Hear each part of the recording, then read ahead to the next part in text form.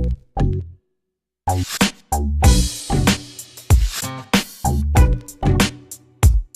what's up, rock stars? It's Rox, and I'm coming to you today with a review for Love and Hip Hop Hollywood Season 4, The Reunion Part 2. So let's get to it, shall we? Alright, you guys, so not much to talk about. Second parts of the reunions are always pretty boring, and this one was no different. Now, of course, it starts with the fight between Zell and Ray. Zell the Monster did remain true to his nickname that I've given him. What the fuck is going on here? Nothing but bitch-assness, if you ask me. Now, we didn't know exactly what happened. I mean, we knew that they had gotten into a fight, but we did not see exactly how it went down until last night, which was with Zell walking over there acting as if he was going to give him a hug, and Ray, the gay AA, completely not ready, not prepared, not realizing that he was about to get bombed on. He was sitting there kind of just like looking at him walk up like this, okay, hands down. No defense at all, because he afforded Zell the benefit of the doubt that at least the nigga would come over there and give him the old church pat fake hug and they could move on. But no, we saw that Zell the Monster just, I mean, he was like bow, bow, bow. He got a good few four, five punches in before security was able to get him, because I think everybody was just so shocked.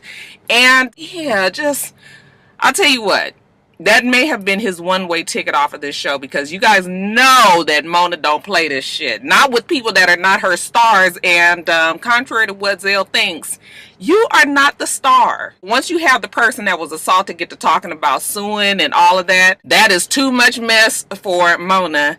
And, yeah, like, what the fuck is wrong with Zell? Like, I feel like he is out of control. It backfired on him. I mean, he thought everybody was gonna be with it, with the exception of Alexa Sky in the back room. Everybody on stage was not with it, okay? Even Coochie, like he said, you know, just sneaking up on somebody, old sneak diss, that's some lame-ass shit. Nigga, square up! Don't attack somebody who clearly is not even a fighter, okay?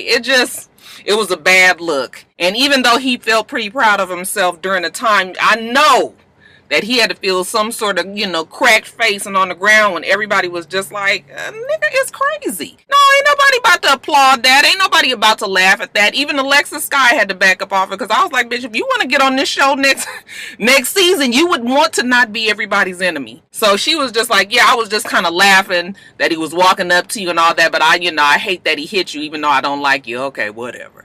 But, yeah, nothing funny about that. I know he has his supporters that's always going to be there for whatever and say, oh, they was talking, you know, Ray was talking shit, but they both was talking shit. And if we really about to fight, then let's do that. And like I've told you guys plenty of times this season, that Zell the Monster, just like Masika said, is somebody who will do anything to anybody to become famous.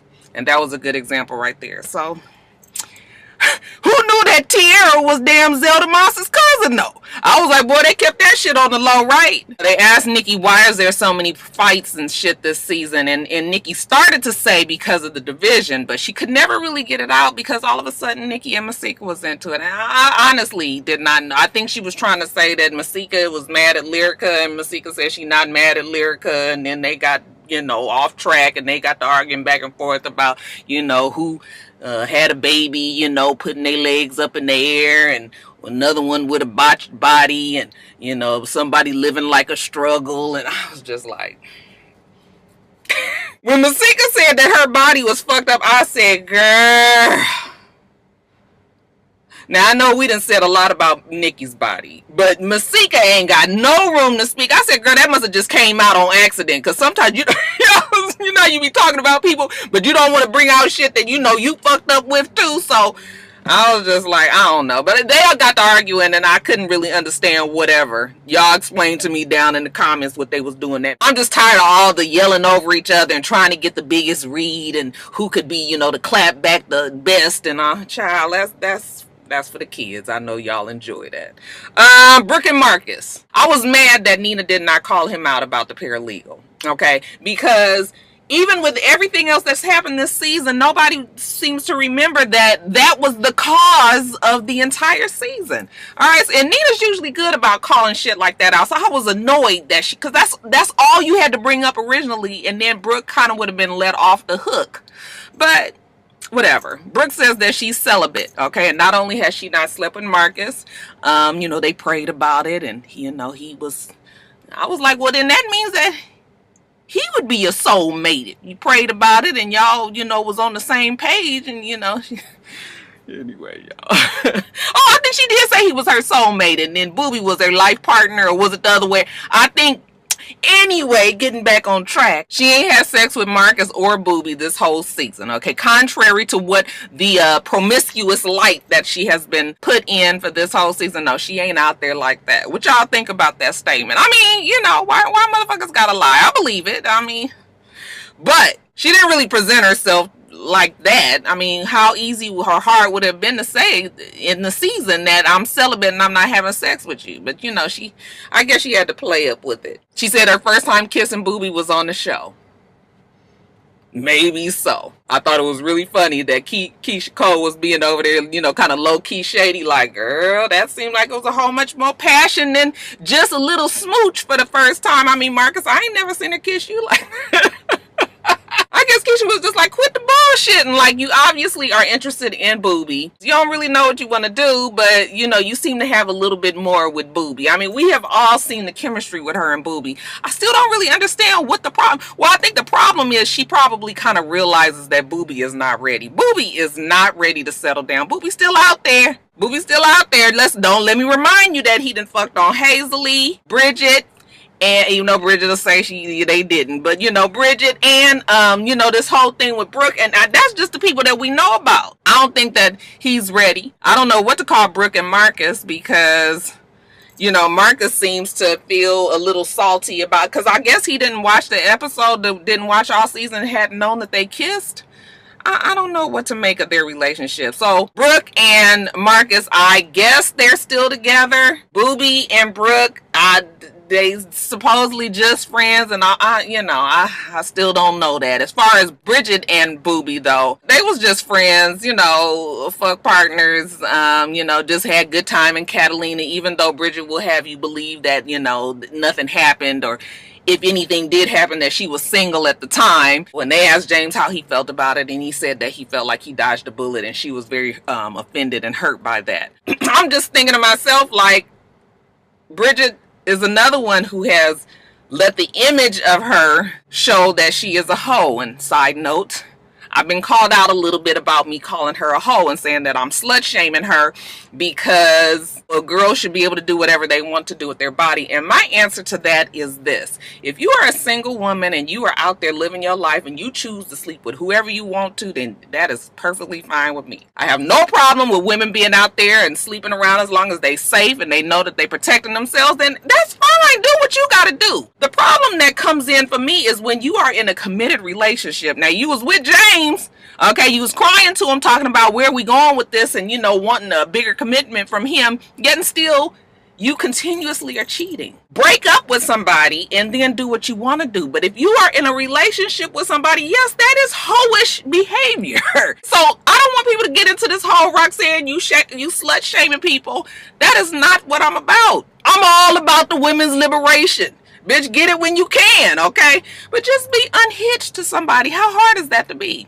So Bridget, to me, she says that she's not going to never cry over James no more. It's too bad that their relationship came to an end from this reality show, but it seemed like it was on very shaky ground to begin with. And we all know from reality shows that once you get on a show and if your shit ain't rock solid, it's going to fall apart. Even when the shit is rock solid, it'd be real shaky. So, hey, James and Bridget, they are no more. Bridget and Booby, it ain't happening.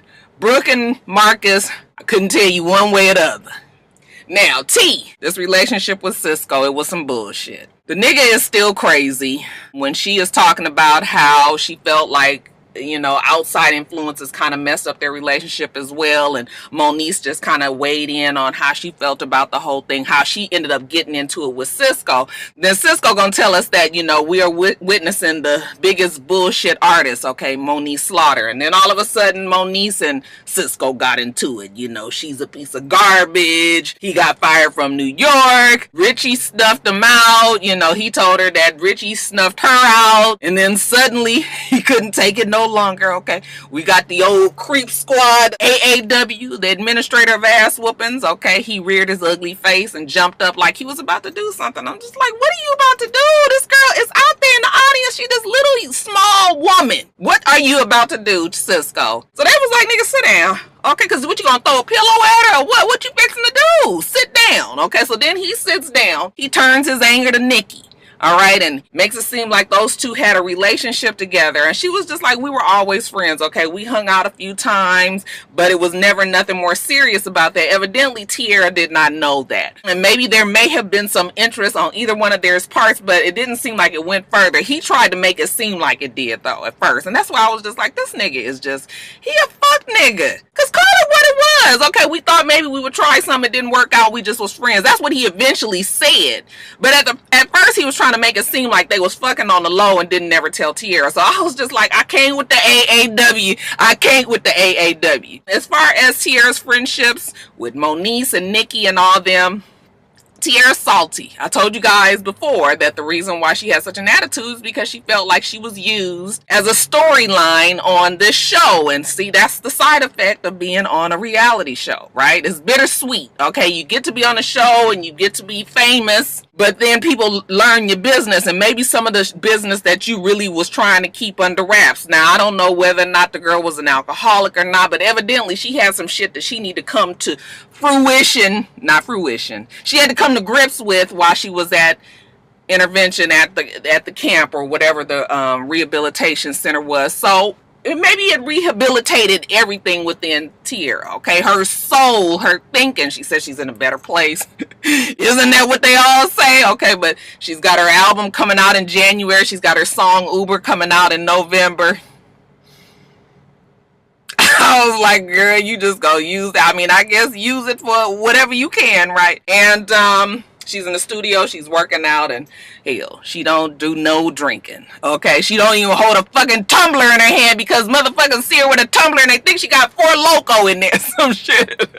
She was just like, I don't need nobody else talking bad on me. She just was like, they not really my real friends, without her saying that. And they was trying to say that they didn't have her contact information. Even if she did not give it to them, it couldn't have been that hard to get it. It couldn't have been. So I'm not gonna roll with that. Okay, if you did really want to be there and support her like that, then you know, get the number. That's it. Now, Chanel West Coast, y'all, I'm just like, I couldn't even get past the Botox face. I said, girl, what did you done did to your face? It looks swollen. That child looked like she was 20 pounds heavier the whole time, you know, when she...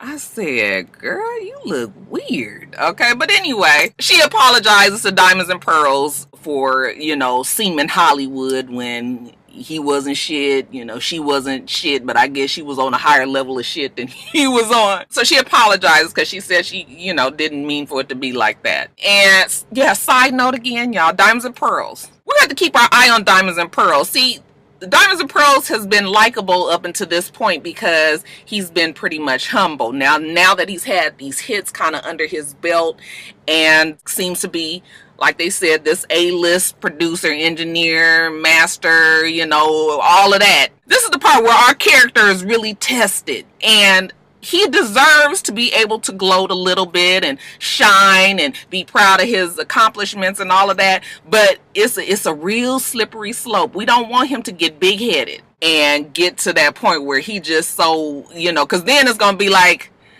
I don't like to see you. And the reason why we like him is because he was like the underdog and he was on this show, and very rarely do you see people that really have like for real bona fide hits with these huge artists like Chris Brown and Ty Dolla $ign and all of that. So we want that for him, okay? But I just don't want him to fuck it up and make his personality be so unlikable because all of a sudden he think he done made it. What y'all think about that? Anyway, him and Lyrica, they fine. Okay, is she jealous about the other girls? No. She just was like, he just don't have time for all of that shit. He trying to do all of that, and we on tour, and he about to go on tour, and you know, he don't have time for that. And then these bitches be sliding up in his DMs, okay? And half of them don't be having talent. Another side note, didn't they try to make it seem like she was talking about Chanel West Coast? Wasn't even talking about, I said, Mona, bitch, you always trying it. But she was like, I'm not jealous of no other woman. What for? I got it on Now, he tries to act like I'm all jealous, but you best believe it's a bunch of rappers that want to work with me, and he makes me turn them down because basically what they were saying is let's stay on the focus. Now, if we got big artists that are working with us now, why would we backpedal? No, we need to continue working with big artists, okay? So if it's a big artist, then yes, you can take the attention and the focus and put it on them, okay? If it's these all little local niggas that want to get on, then no, we ain't got time for it. So they fine, y'all. They good, and I'm sure they'll be back next season. Then we see Keisha Cole's performance, and the name of the song is Incapable. The first line is, "It's time to grow up." I was like, I really like this new Keisha Cole. We like Keisha Cole because Keisha Cole is super relatable. She's kept her life so open that we've just been able to just learn everything and kind of watch her grow. Okay, she was on the Breakfast Club this morning. It's just refreshing to hear. She not, you know, we ain't never got it all figured out.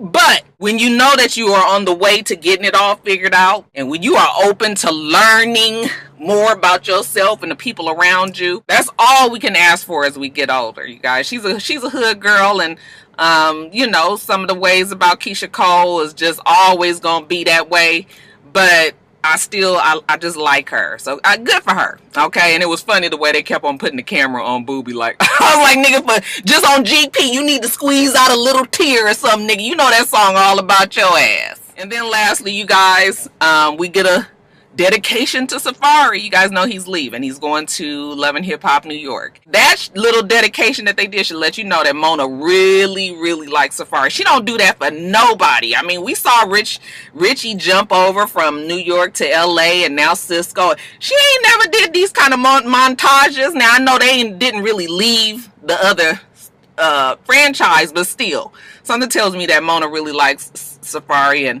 you know, when they wanted to get some few words from him and he got emotional, I was like, verklipped, you guys. I was just like, oh, you know. And at first I thought he was playing, then I realized that no, he's not playing. He's serious, because even though he didn't say it on the show, I feel like Love and Hip Hop probably helped him get back on his own feet as far as him being Safari and not Nicki Minaj's boyfriend. Now, he's always going to be known for that, but now he's known for a little bit more, and people actually like him. And when you have lived in the shadow of a big star like a Nicki Minaj, I guess it's hard to gain your own, you know, what's this, y'all? Y'all know what that is? You got to get it back. So I'm sure that this show has helped him. Even though we call these shows bullshit shows, I think it was, you know, therapeutic in him being on this show and just being able to get back to his regular joking self. And he did thank everybody and say he would miss everybody. Y'all was just like, oh, poor little Safari, bless his heart. But yeah, that was it, you guys. That was a wrap on Love and Hip Hop Hollywood Season 4. Alright, you guys, let me get off of here. I gotta get old Foxy washed. It ain't gonna rain for like another week, so I think I'm gonna take my top off and enjoy the cool weather that we have, y'all. Anyway, gotta go. Make sure that you rate, comment, and subscribe to the channel. I'm itsrox. The channel is for itsrox, and everything else I do be in the bottom bar. Alright. So I hope that you have a wonderful, wonderful rest of your day. I plan on doing the same. Till next time, rock stars. Bye.